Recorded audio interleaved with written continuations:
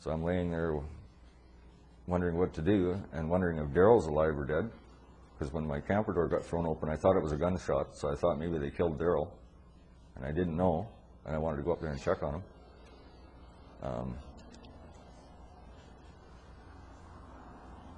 When I looked up at the new house, the sun was starting to come up and get light again. When I looked up at the top of my new house, it was all open on the top. I could see 2 police officers with binoculars standing on the top of my new house, searching my field. And having been out there all summer, building my house, I knew that they couldn't see me in the bush. They could only see to the bush line. And so I just laid there and watched.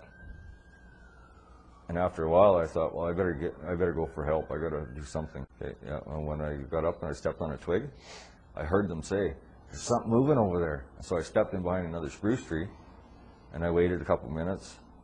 And my field being flooded like that, I thought, well, heck with them. I'm getting out of here. And I started to run. Well, I could hear them run down the ladder, and then down the house in front of the bank in front of my house. And I thought, well, they're going to have to swim to get me, so I just kept running. And then I run 9 kilometers across country, and I had been cutting trails previous that summer, and I had hung a .22 caliber rifle in a tree upside down, and I had left shells there just in case of bears.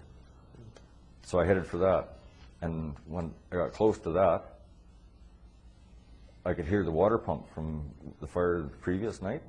And I thought, I got to be around people, so I started working my way across country towards the sound of the pump. And I swam 3 swamps, and I just got close, and the pump shut off. Well, by the time I got there, they had gone.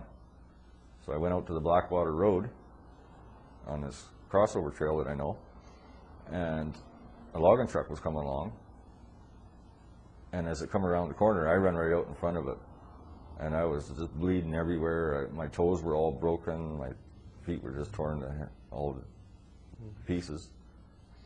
And I flagged him down. And when he stopped, I just ran around and jumped in the truck, and he said, "Don't shoot me." And I said, "I don't plan on shooting you at all." I said, "Just get me the heck out of here." And I just left the gun on the floor. So he took me out to the work site and then went into town. And I get to my mom's, and she was just in a panic because she hadn't heard.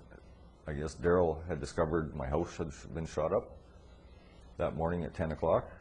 He went over there and seen it all shot up. So he ran to my mom's, and they phoned the RCMP, the Quesnel RCMP. And they never bothered even phone. The RCMP didn't phone back. My mom and Daryl ended up going out to the place. And the police showed up at 4 o'clock that afternoon when they got Daryl phoned him at 10 a.m. And when they were sitting at the end of my road, my mom said that there was she could see there was burnout tracks at the end of my road. I imagine there must have been a police car sitting at the end of the road, and after they got a report of him getting shot, they burned out to get in there. The police officer you shot, is there any evidence or reportings in regards to him ever being shot?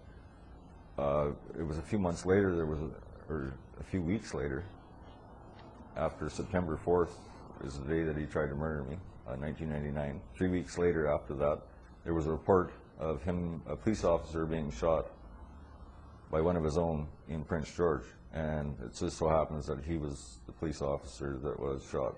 Okay, can you name the police officer? And this is in the Quesnel Hospital? No, he was in Prince George Hospital. He was treated here by a nurse and then sent to Prince George. Okay. Okay, have you been to any media sources or outside sources trying to get something done about this case and what you've seen? Yes, at first I went to 2 reporters that were my neighbor's friends. They worked for the Caribou Observer. Okay. I started telling them my story. I had 2 meetings with them. On the 3rd meeting, they didn't show. I later found out that they had both lost their jobs. I sent letters to the Solicitor General, the Governor General, the Attorney General, the Prime Minister of Canada. Which Prime Minister? Paul Martin. Okay. And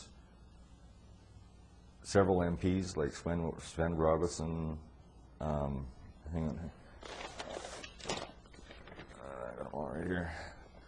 Stephen Owen, Keith Martin, Richard Harris. I also sent letters to, it was called a call for justice, and it was sent to CSIS, both the Ottawa and Burnaby branches. Okay. Justice Canada, who's the Solicitor General, Office of the Ethics Counselor, CBC Radio Toronto, the Ombudsman, Adrian Clarkson, the Governor General, Philip Mayfield, who's my MP. Okay. Was there any response from any of these people? I did receive some responses from some of them. My MP said that due to his job that he has no mandate over the RCMP. All of the responses I got back were negative, like nobody could help me. Why do you think that is the response that you got? I couldn't understand why that was the response I got back. I figured, well, somebody would be interested in knowing that a police officer was involved in several murders.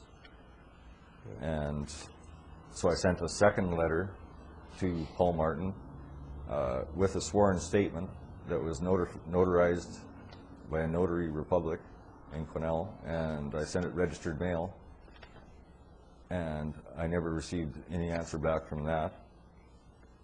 I tried every avenue to get a federal investigation outside the RCMP started, and I had no luck. Weeks after I escaped them out there, the night they tried to murder me, I got on a bus and I went to Vancouver, and I talked to the head of major crimes down there, who is of the RCMP. Okay. in right downtown Vancouver. His name was Philip. Where is it here? Patrick Phillips. Okay. And I made a video statement there, and I went into the police station and made a video statement in the police station, and I told him what I saw. When I told him what I saw, he sat there and cried and asked me all of these questions. I answered to everyone on video, and when I left, when he got me out in the hall, he said to me 3 times, he said, "This is very important to my investigation. This is very important to my investigation," like, because I know how she was murdered, and there's not many people other than the killers that know, maybe the coroner or people like that, or that are in the know.